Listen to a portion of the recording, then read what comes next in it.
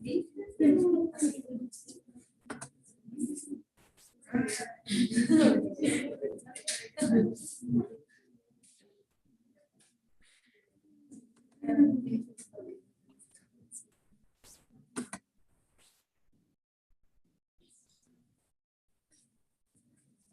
días. Buenos días a todos. Buenos días, maestro Juan de Dios. Buenos días. ¿Sí me escuchan? Sí. Okay. Sí, buenos días. Voy a leerles una pequeña semblanza del maestro Juan de Dios. Él es Juan de Dios Ocampo Peña, es mexicanense, egresado de la carrera de ingeniero en mecatrónica y egresado de la primera generación de posgrado en maestría en lenguas modernas de la UABC. Se desempeñó como docente en UABC en la Facultad de Ingeniería e Idiomas Mexicali, donde también se graduó de francés e italiano en el 2006. En el 2012 recibió la distinción y nombramiento de joven embajador del DAC por parte del Servicio Alemán de Intercambio Académico. Desde el 2013 vive en la ciudad de Berlín, Alemania, donde trabaja como docente en 2 universidades, impartiendo distintas asignaturas en licenciatura y maestría como emprendimiento, unidad de producción en español como lengua extranjera. También incuba startups tecnológicas que tienen como fin hacer más eficientes y sustentables los edificios y construcciones del futuro. Desde el 2017 es candidato rector e investiga acerca de procesos de adopción de tecnología y difusión de innovación en organizaciones. Démosle la más cordial. Muchas gracias, Maestra Angélica. Thank you very much for having me here. Thank you very much for the invitation. Thank you for thinking of inviting me. This is really an honor to be back, at least in an online form this time. And the topic of today at the beginning, as I was talking to teacher Angelica, it was about the challenges and debates and priorities in higher education in Germany.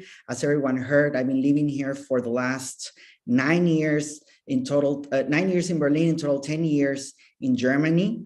And but we thought at the end that maybe it made sense also to go a little bit and explore how an engineer ended up in education, what was some of the steps that I took, and tell you a little bit about my experience. And I'll try to summarize everything in the next, I would say 30 minutes, 35 minutes, and maybe leave some time for a Q&A of the whole presentation, or maybe something that I didn't mention that it's interesting for everyone. So let's start. Maybe just to manage a little bit your expectations, I'll start a little bit about talking about me, talking about my profile, what impacted me and what influenced me to be here at the end, to be living in Germany, talking a little bit about combining what I love, combining what is needed and what is hot, or what I call it's hot. And then maybe end up with some final thoughts and ideas that I would like to share. And then, as I said, leaving a space for a Q&A and interaction with the students. If there's a question, I would suggest maybe to keep the speed of the storytelling. Maybe I'll suggest to make it at the end. If it cannot wait, if it's something that you need to ask, then let me know. I don't have any trouble with answering your question during the presentation. So there was a summary already a little bit about who I am, but let me tell you about myself. So I was born and raised in Mexicali. I lived for almost 24 years in Mexicali. I grew up in a family who had a passion for learning and teaching. So everyone on my mother's side, they're educators, they're teachers, different kinds of teachers, from preschool to primary school, high school, and also higher education, university level at different universities in the state. To be honest, as a teenager, it was never really my plan to end up in Germany. I was more interested in living in Montreal, which is why I took some steps towards fulfilling that dream.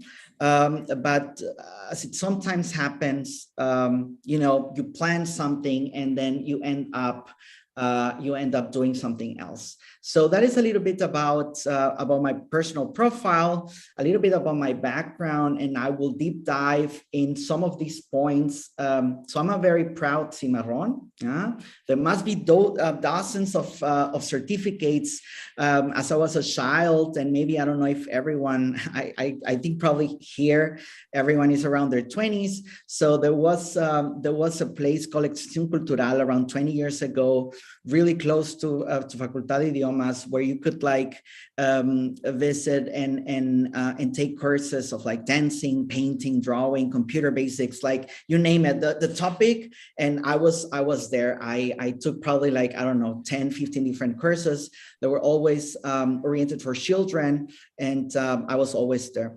So around high school, when everyone starts to ask themselves, what do I want to study and what do I want to do?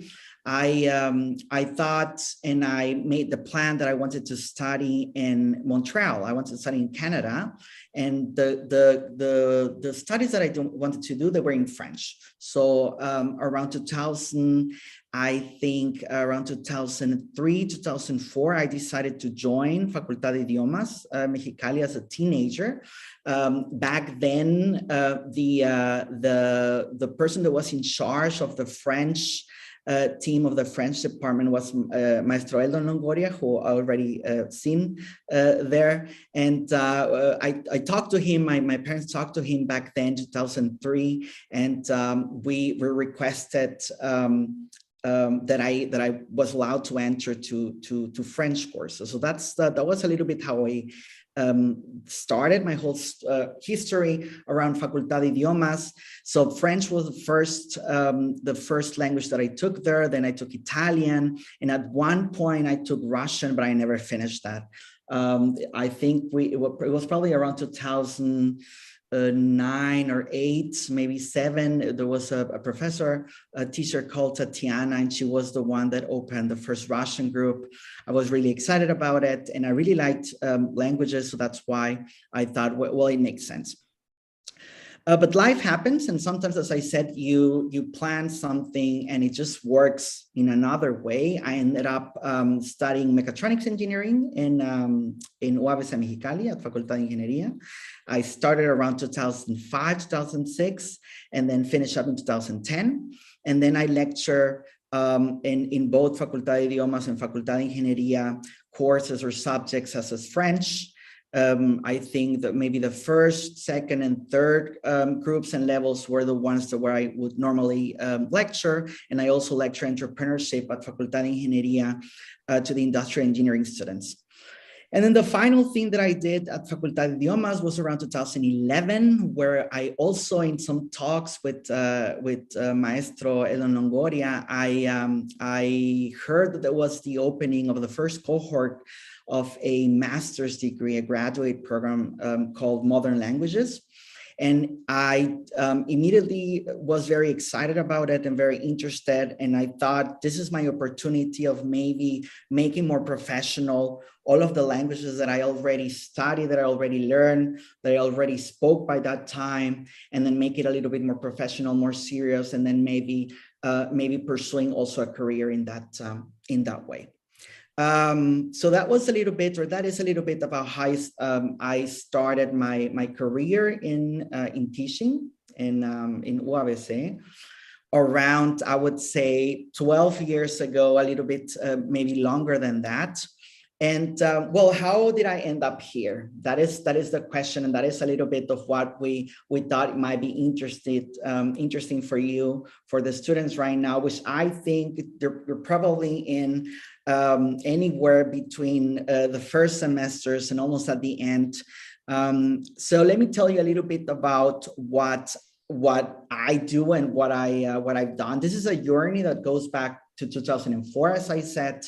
And maybe sometimes it is really interesting to hear what someone does, but it is just the tip of the iceberg of everything that someone needs to do in order to maybe have a certain position in a university or have a certain lifestyle that that is possible.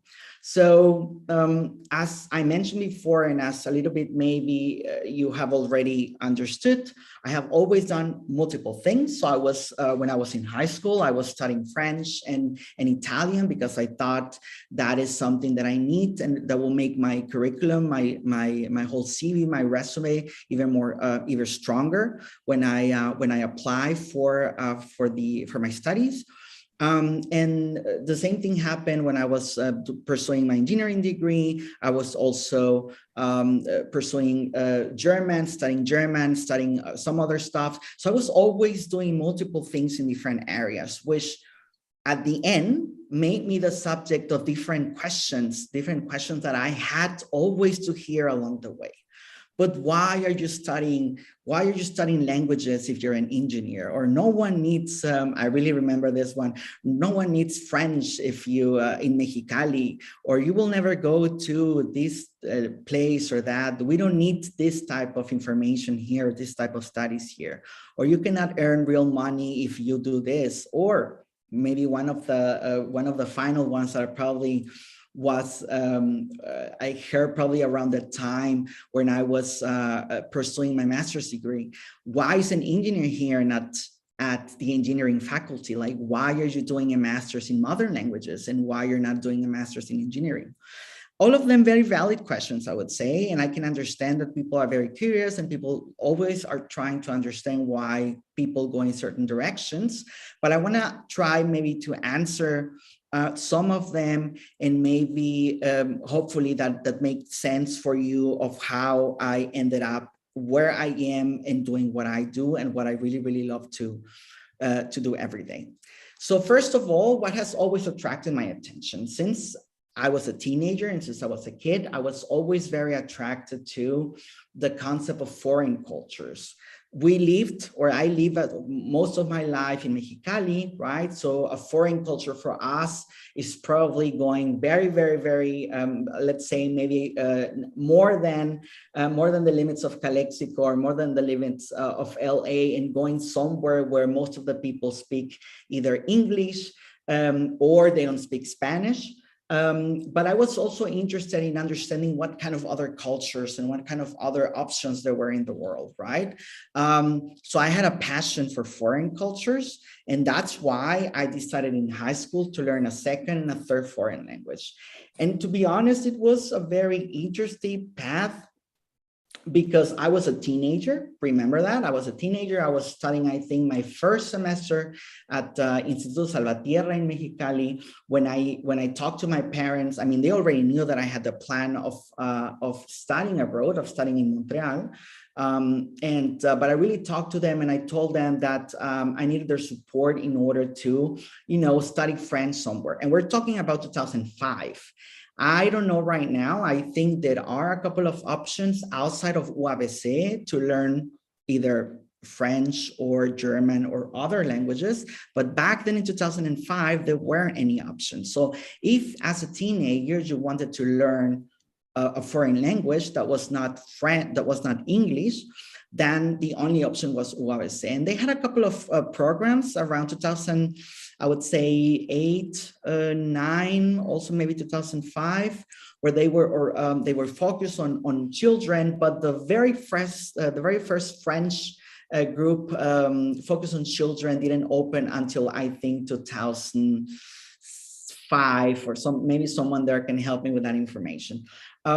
It was an interesting experience because as a teenager, I was, of course, focused on my high school studies. I had the normal challenges and problems and things and ups and downs that a teenager would have, but I was also always in contact with people that, and I'm not saying this in a bad way, but the people that, I was a little bit of an outsider for them, right? So you see the picture in the middle, that was the group that was studying with me Italian at UABC, and we graduated in 2005. So, and probably this of experience, groups start very, very large. 20, 25, 30 people start very excited about learning a new language first semester, and then 3 years later in the 5th or 6th semester, then it's a very reduced group of maybe 5, 6, 7, 8 people. So that happened to us. I don't know how many started, but probably started around 20, 25, 30 people, and those were the ones that at the end graduated. And I was the boy, so it was a 16, 17-year-old boy, and those were my friends, my colleagues of Italian, my classmates. So I was the boy in the group of women, and it was a really interesting experience, to be honest, to be learning with them, to be a friend with them, and also to be also talking about different topics that are relevant, not just for them, but also for me at the age of 16 or 17 years old. Then at the same time, and because I always liked doing a lot of stuff at the same time, we had, or I had the opportunity of joining French, which was of course the main thing that I wanted to do and prepare in order to go to Montreal to be able to study my program in Montreal. So at the end, and this is my first, the first instructor, the first teacher that we had in first semester, that it was my Maestro Eldo Longoria. He probably can, I don't know if he remembers that, but we were a large group, also 25, 30 people studying, most of them, or I would say all of them, students of UABC. So all of them were at least 18 years old, 20 years old, your age probably. And I was also the teenager there. So the teenager in the group of students. It was also a very interesting time, but it made me, or it allowed me to be in contact with people that maybe were studying areas or topics that were interesting for me, or maybe that I never tried or that I never imagined that they could exist. As I said, it was, I would say, a part of the education that I had, and the opportunity of interacting with people outside, I would say, of what would be my comfort zone, or people that I would have met, of course, at high school, right? So in both of those experiences at the end, I said they really, really help and shaped a little bit the person that I am today.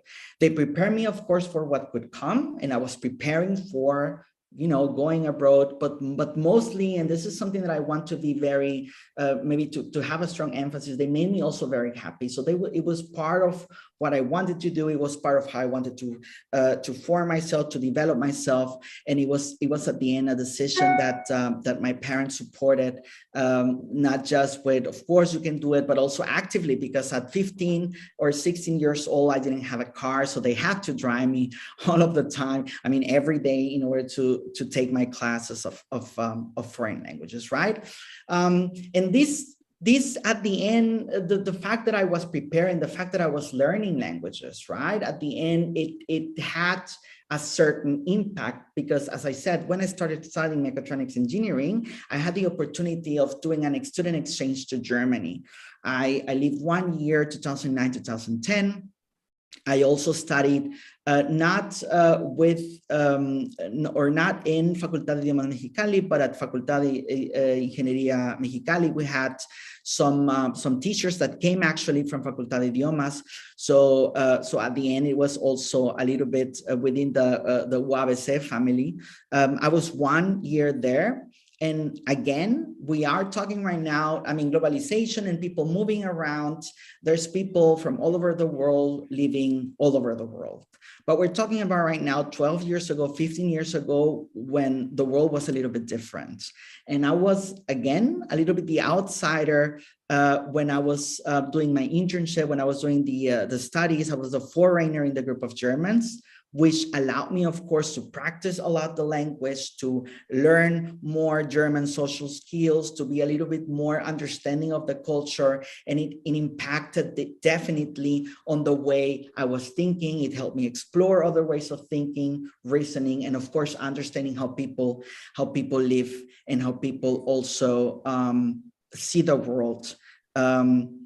And at the end, as I said, this experience concluded. So I finished my studies, and I started working in a very nice company in Mexicali as an engineer, where I worked for 3 years.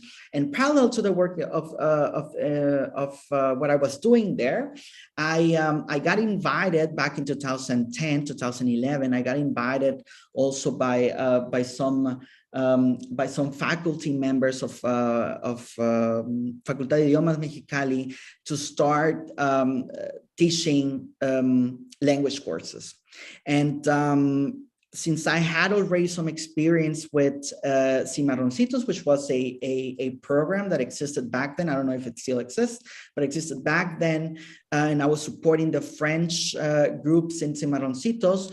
I totally accepted. And as you know already from this like 15, 20 minutes of me talking, I was very interested in foreign cultures and very interested in coming back from Germany. I was very interested in keeping, in contact with that foreign cultures and those elements that were really part of my life in the last 10 years. So I accepted, right?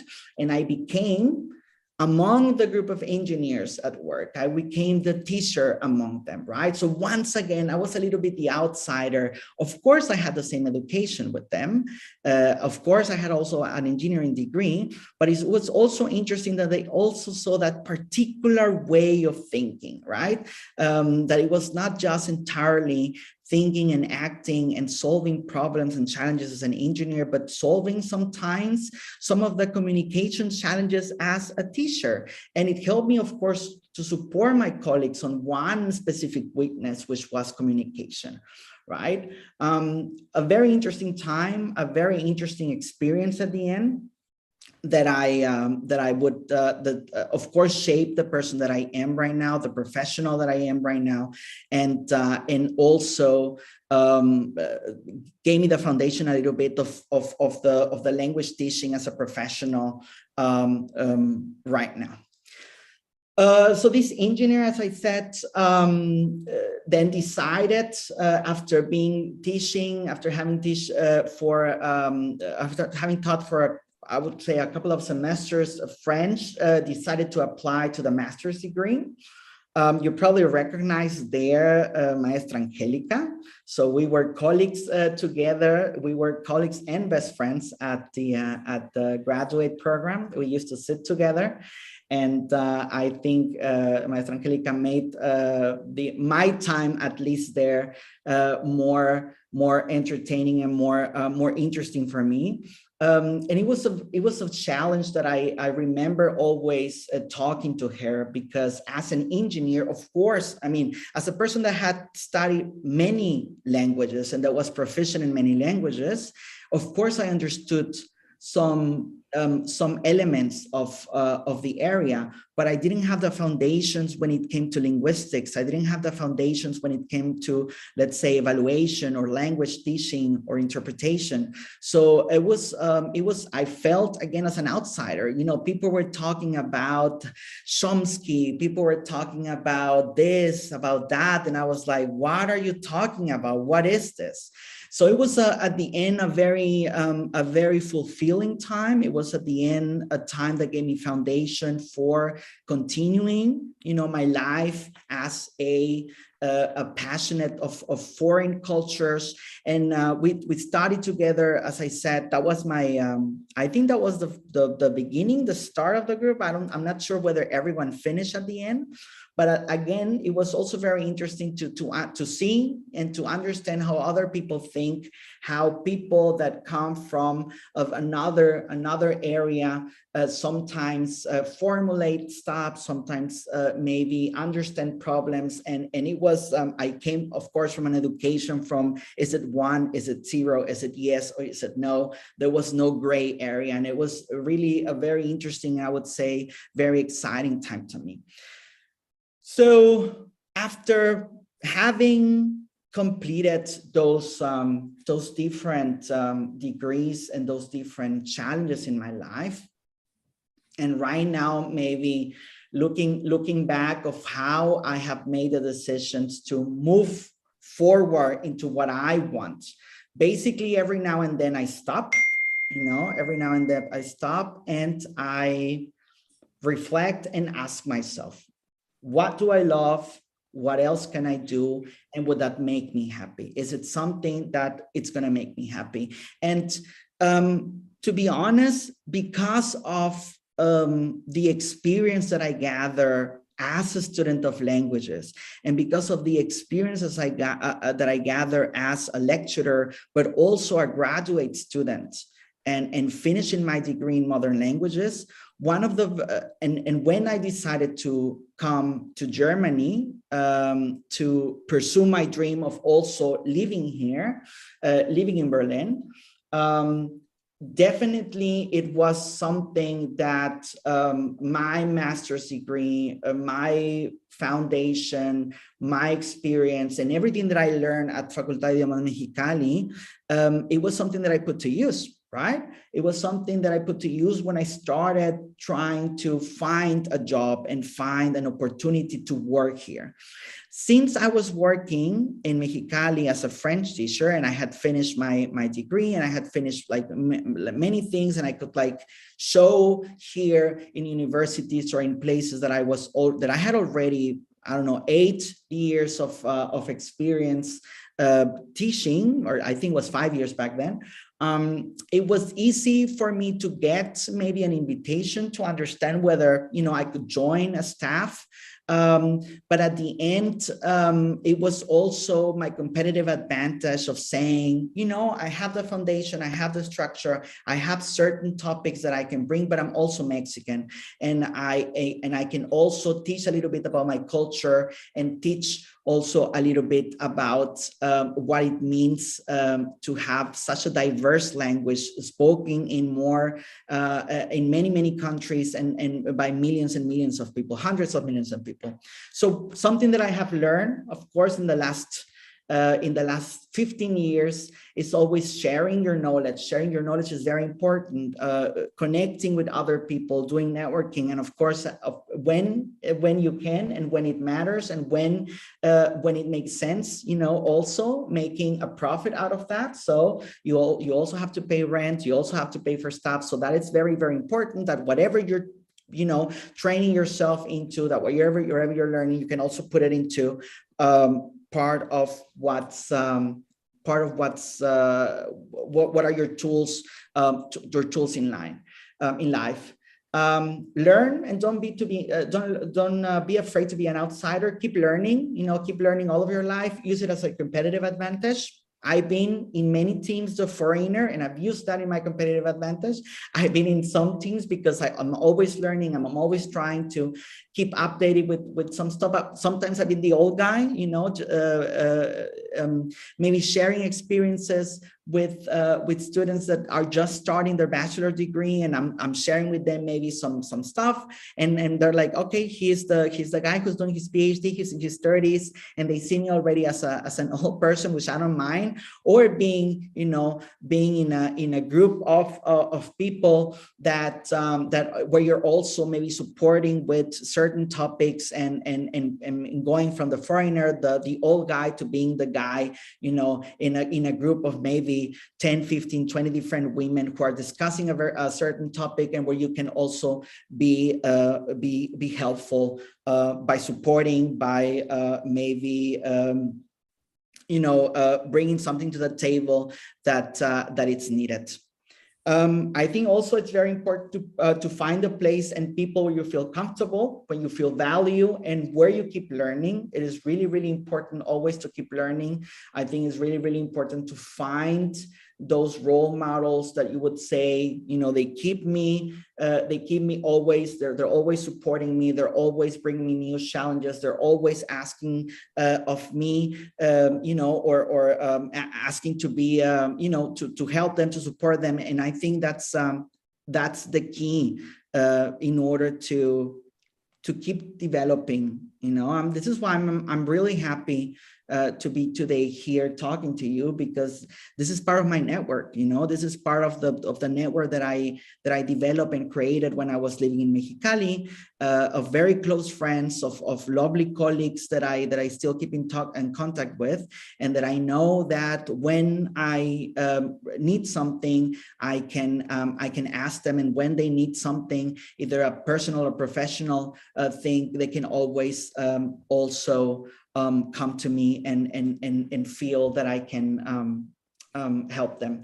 So a little bit of what I am doing right now, and I'm not sure whether at the beginning maybe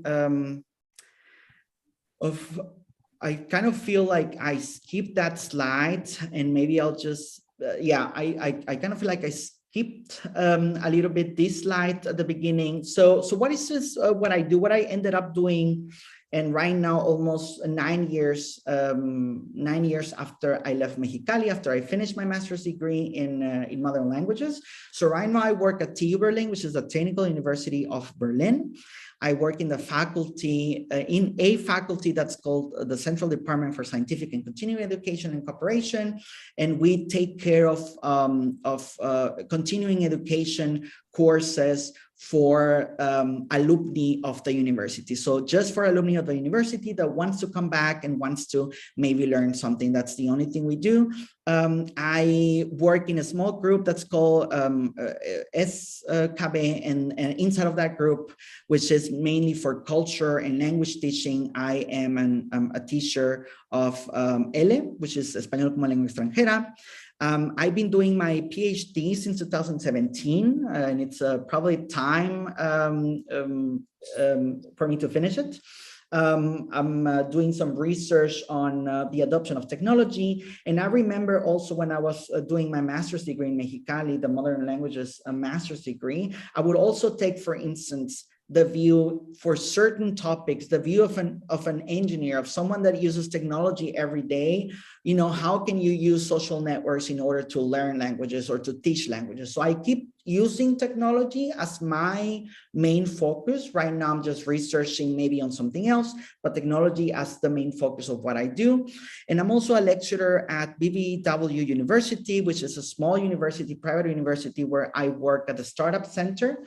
Mainly, I am always doing lectures on entrepreneurship, production, manufacturing. And right now, we just finished last year a new master's degree, which I co-authored together with one of the professors of the university, which will start right now in winter, in October, which is a master's in sustainability and smart building technology. So again, it's bringing something out of my experience and trying to apply it to education, to academia. Maybe to wrap up a little bit the presentation, the talk of today, I just want to be also very open and very transparent that not everything is, always good. Not everything works 100% and without errors all of the time. There are some challenges, of course, of living abroad, of living this kind of life. It is, I'm always trying to keep updated in the field of language education. There are some support options from university. Of course, combining the priorities of a supervisor when you're doing a PhD, your own research, working life, personal life, it's an art at the end, and I would say maybe the last challenge is also teaching, and probably you all experience that teaching a specific, teaching a language is not the same thing as teaching a topic in a foreign language, right? So that is also a challenge. So the topics that I teach, half of them are in German for German speaking students, and half of them are in English, both of them not my native languages, and both of them remaining also a challenge to this day, even though I speak it every day, and it remains always a commitment from all sides. And I'm very grateful with my students But it's not just a commitment from my side of keep learning, but also a commitment from their side, you know, to make also flexibility for foreign accents, right? You have always to be prepared to make an extra effort. So what is the bottom line here? And maybe I hope that was not very fast and a lot of information. I just want to make sure that you take with yourselves 5 points from this talk. First of all, get inspired by multiple areas and challenges in your life. It's very satisfying. It's very rewarding when you can also stop thinking about problems of a certain area and then you go and take another hat. And then you talk and you start solving or doing problems of other, you know, of other topics. It allows you to maybe be more creative. It allows you to also understand and think out of the box. Invest in yourself and define your priorities. No one is going to do that for yourself. So you need to start investing in yourself and thinking about what you want to do, where you want to be. Find your competitive advantage, embrace any difference that you have, and take advantage of them. You know, you're all studying similar degrees. At the end, what would you offer that's different than everyone else, and maybe, you know, get you higher faster? Or also, if you're also very interested in freelancing and doing your own thing, that, you know, how you're going to be different from everyone else. I think being an outsider is a competitive advantage sometimes. I always say it's not entirely about luck. You know, the right moment and the right place will only be valuable for the ones who are prepared. So really, again, this is maybe a stressing point number 2, invest in yourself and define your priorities and find role models as the ones that I found. You know, they were my teachers, they were my lecturers, they were the people that, you know, taught me French, taught me Italian, taught me German, taught me, you know, my master's degree. I saw how my professors, the research of my education back at UABC, they were doing their graduate studies in Europe. They spent time in the States. You know, we had teachers, lecturers, visiting lecturers from Brazil, from Cuba. It was an exciting time, and I'm really, really grateful to have, you know, been part of that cohort. But also remember, you know, that this is your journey, and it is up to you to steer it. It is up to you to take, you know, the driving wheel on whatever you want to do. Many times failing is part of the process, but you're not a tree, so keep moving, you know, keep moving, even though if something fails, keep trying. And you know, maybe, you know, the second time or the third time would work, but always maybe try it, you know, multiple times before giving up. And with this, I would like to thank you for listening and open the space for any questions on your side.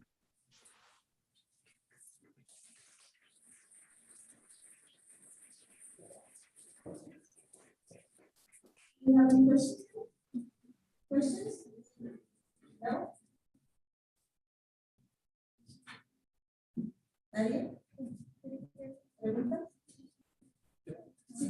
Ya, las pueden hacer en español. A mí me pidieron que hablar en inglés, por eso. But you can do it in Spanish, you can in English. Bueno, la pregunta es más que nada es curiosidad. Usted menciona que actualmente está en 3 proyectos, ¿no? En 3 proyectos o en 3, pues laborando en 3 universidades, no sé, no me acuerdo cómo era, pero nada más quería saber cómo está su schedule, o sea, del horario que trabaja y así, por favor. Sí, sí, son 3 universidades. Bueno, la parte académica son 3 universidades, lo que significa que pues son 3 grupos de trabajo distintos. No siempre la carga de trabajo es la misma. Hay por ejemplo, de la primera universidad, a veces trabajo únicamente los viernes o únicamente los lunes. La segunda universidad es la universidad donde hago mi doctorado y yo elijo también cómo quiero trabajar y cuándo quiero hacer y si yo quiero dedicar mi fin de semana a continuar, no sé, las entrevistas o escribiendo artículos de investigación. Es un poco como muy flexible. Y la tercera, que es donde yo creo que dedico un poco más de tiempo, si es la que consume un poco más de mi semana. Sí es la tercera universidad, BBW, donde, pues bueno, a veces empiezan mis clases a las 8:30 de la mañana, a veces terminan mis clases a las 6 de la tarde, a veces tengo clases todo el día, a veces no tengo clases. Entonces, yo creo que una parte muy, muy interesante de esta vida que he construido un poco es que hay veces donde es mucho trabajo, ¿no? Donde puedo concentrar yo el trabajo a lo mejor en 2, 3 meses y luego a lo mejor tengo tiempo para hacer otro tipo de cosas. Entonces, hay días que sí, mi día empieza a lo mejor, no sé, a las 6 de la mañana y estoy dando clases a las 8:30. Por ejemplo, este viernes donde mi última clase termina a las 8:30 de la noche.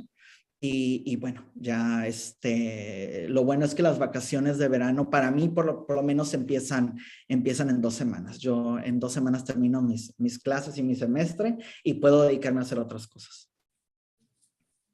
Gracias. ¿Alguna otra pregunta?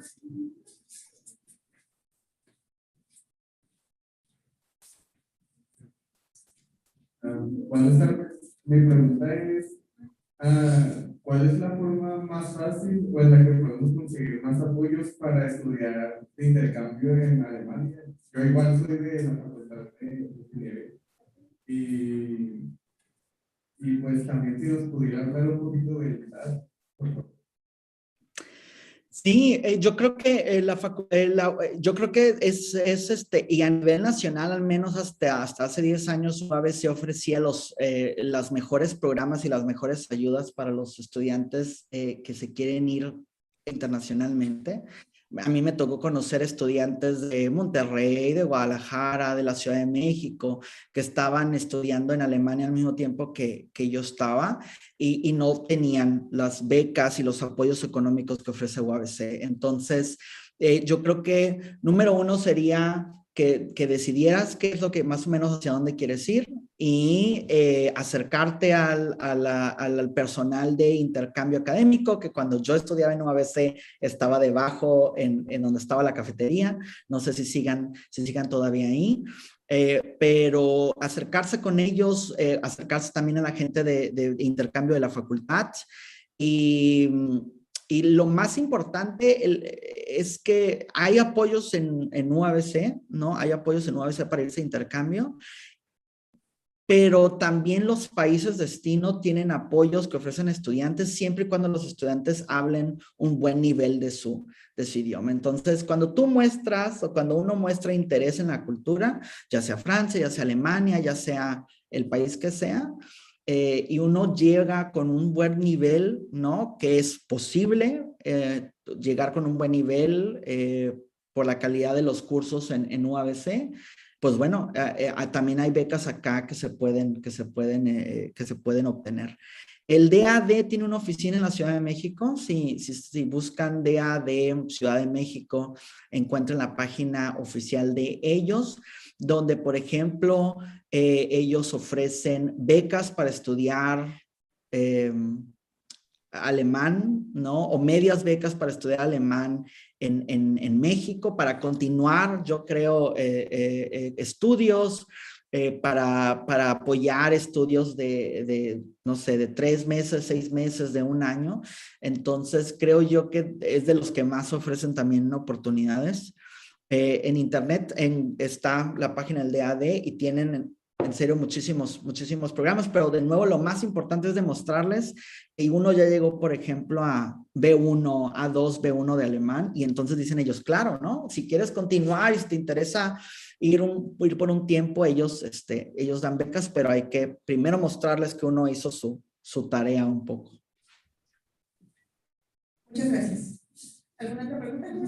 ¿No? Bueno, pues muchísimas gracias. A nombre de nuestro director, doctor Lázaro Gabriel Márquez Escudero, queremos agradecer al maestro Juan de Dios Ocampo Peña por estar aquí el día de hoy, por compartirnos su experiencia en el extranjero, bueno, y obviamente todo este andar desde que era jovencito, ¿no? Entonces, quisimos traerlo en esta ocasión, bueno, de manera virtual aquí para que se les abriera un poquito más la visión hacia dónde van, qué es lo que quieren ser, qué es lo que quieren estudiar y qué es lo que quieren alcanzar. Y sobre todo, pues tener en cuenta siempre que la preparación es lo que nos va a abrir las puertas. En este caso, como sabemos, él es ingeniero, pero también estudió la maestría en las modernas y sigue actualizándose también como docente. Entonces, recordemos que la preparación siempre va a ser la clave, ¿no? Entonces, muchísimas gracias, maestro Juan de Dios. Agradecemos mucho su presencia y voy a leerle un poquito su constancia que le voy a enviar por correo.